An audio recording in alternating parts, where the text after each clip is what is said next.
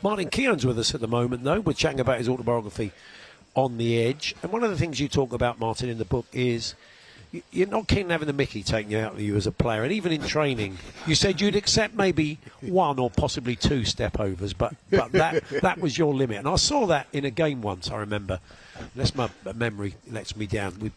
Tottenham played Arsenal. I think Freddie Ljungberg got sent off. It was about the last 2 minutes, and you had little Jose Dominguez in front of you, and he's doing little lollipops. And I think he just had enough. So he kicked him up in the air, and that was your second yellow. It didn't matter in the scheme of things, but... Calculated gamble. It was I kind of like, as a football defender, you kind of map out, really, your most difficult opponents. So you have a little black book of those guys, the ones that you could, I use the word reduce for some reason. I think Pat Nevin gets really annoyed with that, so I'm going to say it again. So was he in your little black book? No, because I played with him at Everton, so he wasn't in it. Yeah. But it was one of those where some players would that was it, end of. Other players would be the opposite. Right. You couldn't kick that player because it made him angry, and don't make him angry. So you'd know the ones that you could rattle them if you got exactly a tackle in early, they would disappear. But exactly that. But with the step over, it was kind of like if someone did 2 step overs, they were inadvertently going to do 3. I just knew it. So they would get the full treatment, and it was one of them, hope you weren't going to get booked. But very often it turned out, I think that day though, I maybe got that wrong, and then got set too much to the delight of the Spurs fans. I can still see the anger in their eyes, the whites of their eyes. Probably you were there, Paul, at some point. I was there, And we got sent off, 2 of us that day. Yeah, I remember that. The back cover of the book is, it's a famous image. It's one of the most famous images of football at that time. Yeah. And I have to confess, the first thing I did with the book is go to that chapter because I wanted to read about it. And you cover it fully. It is you it's a full Dracula mode there, Martin, where you look like the wingspan's up, you're jumping over Ruud van Nistelrooy, just missed a penalty that you didn't feel you deserved. But you explain why you did it and what led up to it. It's very interesting. Yeah, this was over a number of years. Manchester United were running English football, and it was a game within a game, really, even to the point where we wouldn't go out onto the pitch until they took to the pitch before us. And we were like, you wait out there and you think about us, and you wait for us, because it's us that you need to worry about. Whereas I think everybody else was like, kind of just rushing out there, and Manchester United make you wait. That wasn't going to happen for us. We got round the referee. I know it doesn't it's not a nice thing to say, but you get round the ref they were influencing everything. And so we needed to stand up. George used to say I was too nice. Well, I think by the end of my career, you can see that didn't really apply. But he wasn't adverse to a bit of, housery. No, do you know one thing he did really well? He used to when sometimes before they come off to receive the ball, they step on you. So he'd run that way, step on me, and then go and receive the ball. He did that every time. It's very clever. Yeah. His movement off the ball was exceptional. It's interesting now he's manager, isn't he? Suddenly he's turned up at Old Trafford the day after the day before that we launched this book. So he keeps turning up all over the place. I was jumping up and down over him, but now he's jumping up and down and trying to take the front page off me for the book. Yeah, that's true.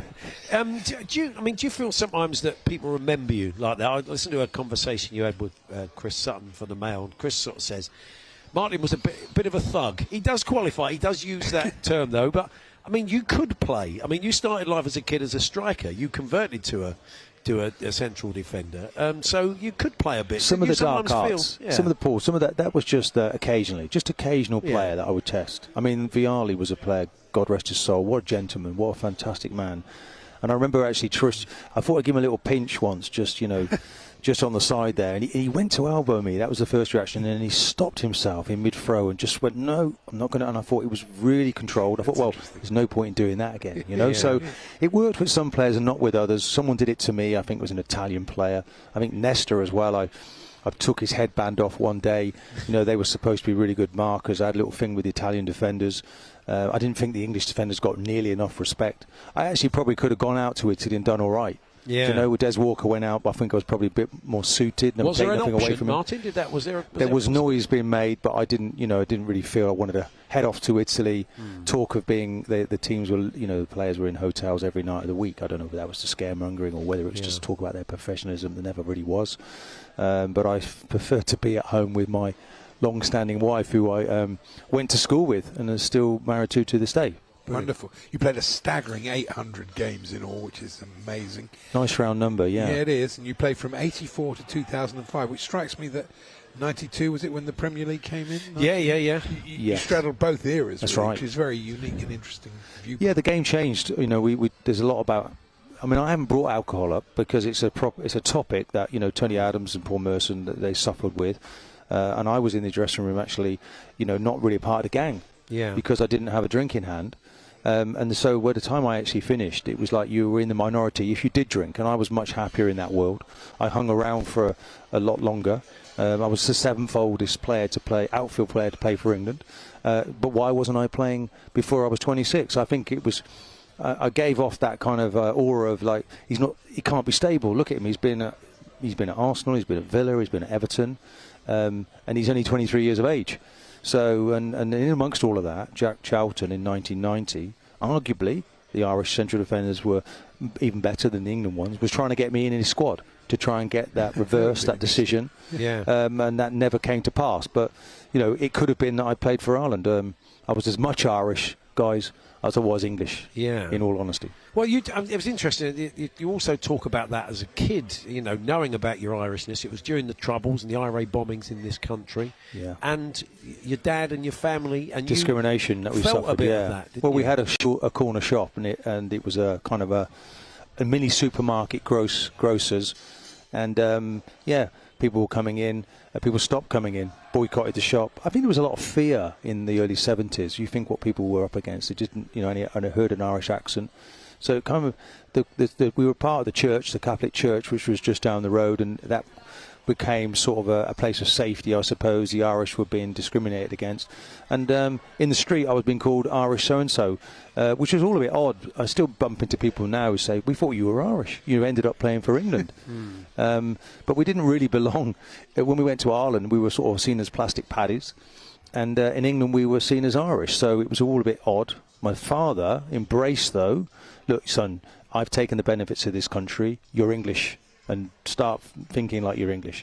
And that was really big of him, really, because the Irish pine for home more than any other nation, but there he was, you know, setting a new path for me. You talk in the book about feeling like the fifth musketeer, the outsider in that Arsenal back four, and maybe in that dressing room, because you talked about the drinking culture and you weren't part of that. I mean, you had a chance to sort of deal with that with Tony Adams. There. Yeah, Tony. But what about some of the other boys in that dressing room? What's that? I think have you had a chance to talk it through a little bit. I think there's one or two been in touch. There was a photograph done in 97, 98 of the back four. Look, they'd achieved a lot, but certainly then I was in that team. I was playing a major part. Yeah. Maybe one or two regret that photo. Would have done it differently now if they could have done. And poor Dave Seaman was as much a part of that as anyone else. It was, but then there was a strength and a unity in that back four, and it was down to me. Andy Linnigan had a go, and he did very well. We scored a winning goal in the cup final. Down to me to break into that back four. I should have done it earlier, but eventually I managed to do that. But these were good players, very proud men, proud of what they've achieved.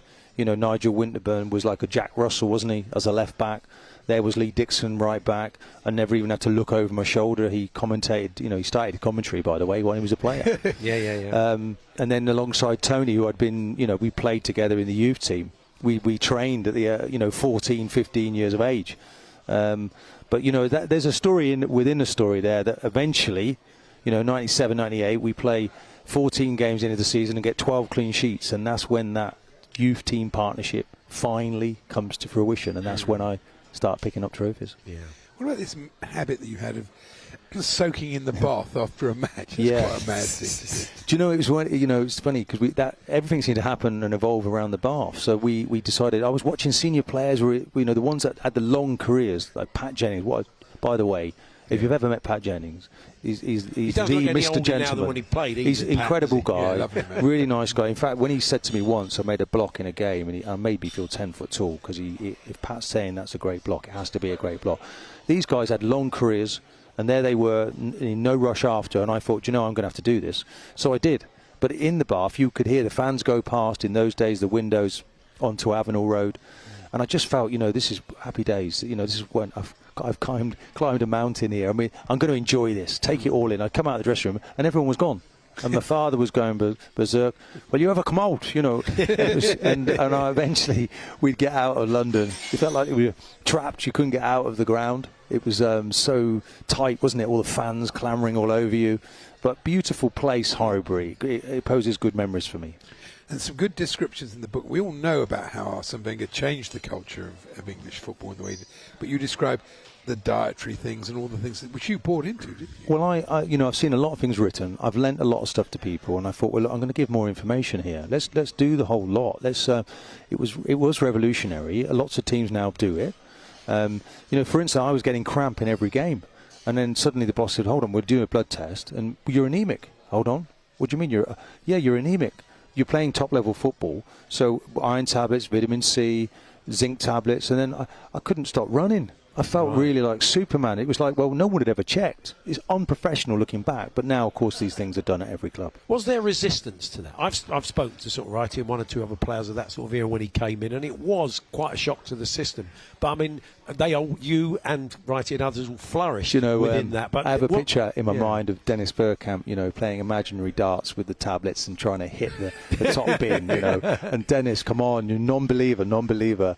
That's what they used to shout when someone didn't take the tablets. But we kind of had these slogans of chew to win, and sip to win, and it was all over the This was the about bill. eating slowly, which is actually much healthier, isn't it? Eating slowly, and then the blood, if you don't eat quickly, if you don't chew, the blood rushes from your head to your stomach, you're losing energy. That's unnecessary, and we need to be the best in class. So everything was looked at, and it was transformational for me.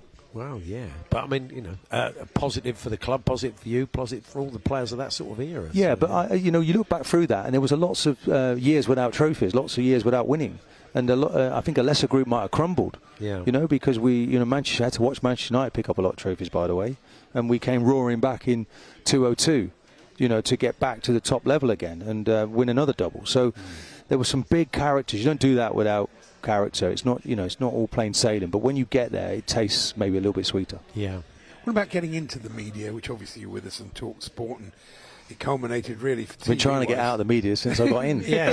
We did the World Cup final. I mean, that is a dream. What about working with Simon? We should talk about that as well. I mean, you two, it's got there's a couple of viral clips where you're thinking of leaving the studio. I don't know who does those clips. They always do it into his advantage, don't they, to make I think he edits them. I think he does. He'd walk out, wouldn't he, if we put the truth in there. Is he basically doing verbal stepovers, Martin? Is he doing that third step over? He can, yeah. I mean, I tend to do a lot of writing when he's on, because it can be 10 minutes before he decides to finish, but he's excellent. He's excellent at what he does.